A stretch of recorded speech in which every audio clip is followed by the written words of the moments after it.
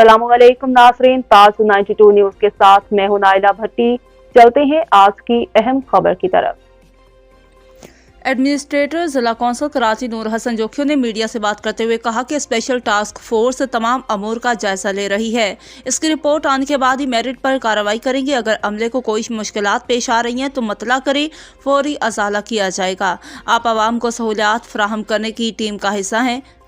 आपकी परेशानी हमारी अपनी है। इन ख्यालात का इजहार उन्होंने मरकजी ऑफिस में तमाम महकमा जाती अफसरान के इजलास की सदारत करते हुए किया।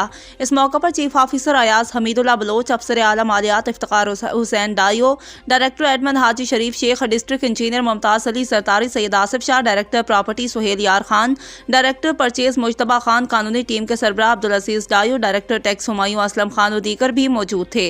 तमाम महकमों के अफसरान ने अपने शोबे के हवाले से ब्रीफिंग दी। इस मौका पर एडमिनिस्ट्रेटर का मजीद कहना था कि अपने वसाइल को और हदूद को सामने रखकर अहले इलाका की खिदमत करे। जिसकी जो जिम्मेदारी है वो कोशिश करे अपना 100% देकर अपने तजुर्बे को बरूए कार लाए। अवाम की फलाह बहबूद हर अमूर पर अफसल है। एक टीम बनकर पहले भी अवाम को रिलीफ दिया है। इंशाल्लाह मुस्तकबिल में भी इसमें मजीद बेहतरी लाएंगे।